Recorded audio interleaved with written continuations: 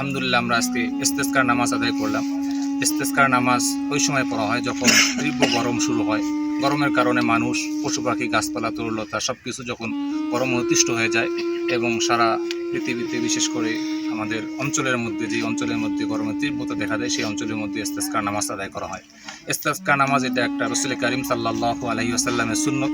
রাসূল কারীম সাল্লাল্লাহু আলাইহি ওয়াসাল্লামের সময় যখন দেখা যেত যে এরকম তীব্র গরম হতো, গরমের কারণে সকলেই কষ্ট পেত, মানুষ, পশু পাখি, তখন রাসূল কারীম সাল্লাল্লাহু আলাইহি ওয়াসাল্লাম সাহাবায়ে কেরামকে নিয়ে খোলা ময়দানের মধ্যে চলে যেতেন। খোলা ময়দানের মধ্যে গিয়ে 2 রাকাত নামাজ আদায় করতেন। নামাজ আদায় করে এরকম আল্লাহ রাব্বুল আলামিনের দরবারে কান্নাকাটি করতেন, নিজের গুনাহের কথা স্মরণ করে, নাফরমানির কথা স্মরণ করে আল্লাহ রাব্বুল আলামিনের দরবারে কান্নাকাটি করতেন, আল্লাহ রাব্বুল আলামিনের দরবারে তওবা করতেন। এবং এর কারণে দেখা যেত যে রাসূল কারীম সাল্লাল্লাহু আলাইহি ওয়াসাল্লামের সময় অনেক সময় আল্লাহ রাব্বুল আলামিন রহমতের বৃষ্টি নাজিল করতেন। তো আমরাও নিজেদের গুনাহের কথা স্মরণ করে আল্লাহ রাব্বুল আলামিনের দরবারে কান্নাকাটি করলাম, নামাজ আদায় করলাম, আল্লাহ রাব্বুল আলামিন যেন আমাদেরকে রহমতের বৃষ্টি নাজিল করে এবং রহমতের বৃষ্টির দ্বারা যে এখন যে তীব্র গরম চলতেছে এই গরমের প্রভাব যেন কেটে যায়।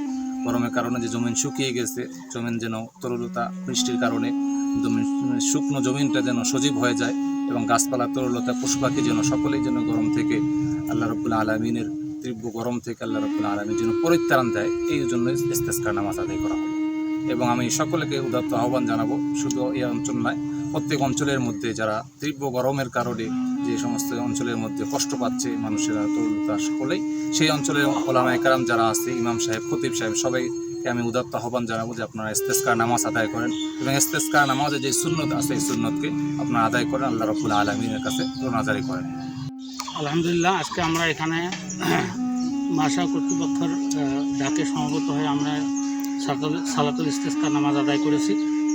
তো মূলত আমরা এই নামাজ আদায় করার পরে আপনারা দেখেছেন আমরা উল্টো দিকে হাত তুলেছি এবং জামাও উল্টো দিকে পরিধান করছি। এর দ্বারা আমরা নিজের আল্লাহ পাক সুবহানাহু ওয়া তাআলার কাছে নিজের তওবার বহিঃপ্রকাশ ঘটে আল্লাহর কাছে রোনাজারি করছি, যাতে করে আল্লাহ পাক সুবহানাহু ওয়া তাআলা আমাদের এই নামাজ এবং তওবা আল্লাহ তাআলা কবুল করে এই জনপদের জন্য অতি দ্রুত বৃষ্টি বাদল আল্লাহ তাআলা বর্ষণ করেন, যাতে করে আমরা এই অনাবৃষ্টির কারণে এই এলাকায় যে জনজীবন বিপন্ন আছে আল্লাহ পাক সুবহানাহু ওয়া তাআলা যেন আমাদের এই দুর্গতি এবং এই অভিশাপ থেকে আল্লাহ পাক সুবহানাহু ওয়া তাআলা আমাদেরকে মুক্তি দান করেন। এবং আপনারা দেখেছেন আরও বিভিন্ন জায়গায় আমাদের বাংলাদেশে এই ইস্তেসকার নামাজ হয়েছে। তো আমি এই বিষয়টা যে এলাকায় যে ধরনের এই ধরনের দেখা দেবে আমি অনুরোধ জানাই যে সেখানে এইভাবে নামাজ আদায় করে আল্লাহ পাক সুবহানাহু ওয়া তাআলার কাছে রোনাজারি করা এবং তওবা করা। ধন্যবাদ।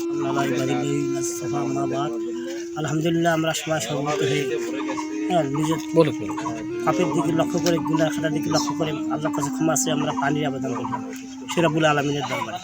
আল্লাহ পাক সুবহানাহু ওয়া তাআলা আমাদের দোয়া কবুল করেন, এই আশাবাদ দেখে আমার সংক্ষিপ্ত বক্তব্য শেষ করলাম। আসসালামু আলাইকুম।